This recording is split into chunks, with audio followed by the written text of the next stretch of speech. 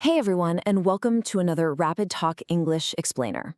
If you're looking to sound more fluent, more confident, and just generally more professional in the workplace, well, you are in the exact right place. Today, we're going to instantly level up your communication. But first, let me ask you a pretty serious question to kick things off. Do you sound rude at work without even knowing it?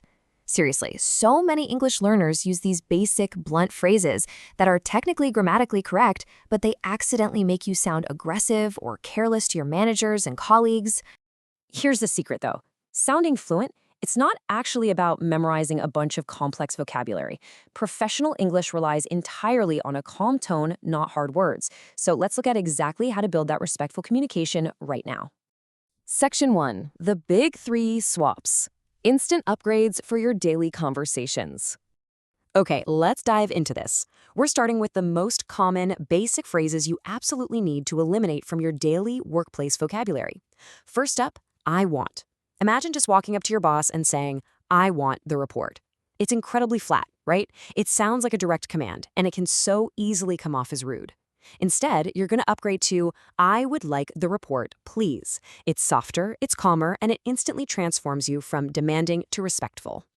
And this applies heavily to scheduling too. Saying, I want a meeting tomorrow, just sounds like an order. But shifting that to, can we arrange a meeting, makes you sound so much more collaborative. You're professionally coordinating schedules rather than just demanding someone's time.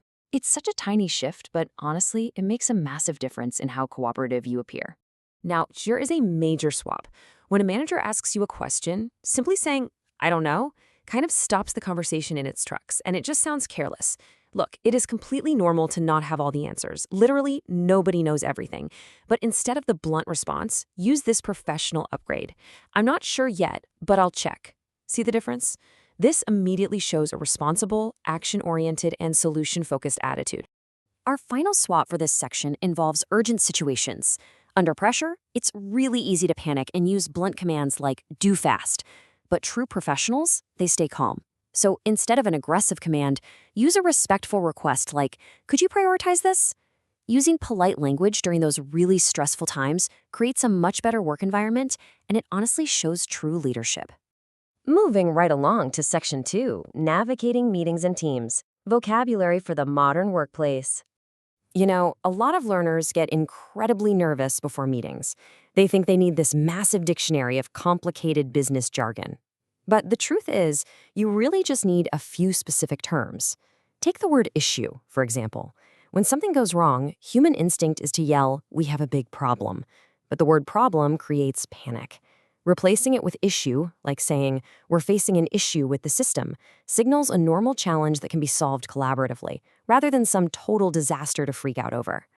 Then we have the word agenda. Instead of asking your colleagues, what will we talk about today, simply asking, what's today's agenda, instantly makes you sound experienced, organized, and totally ready for the discussion. It shows you actually respect the meeting structure and everyone else's time. And this brilliantly illustrates how to handle disagreements. Saying, no, you are wrong, is pretty much a guaranteed way to cause conflict and hurt feelings.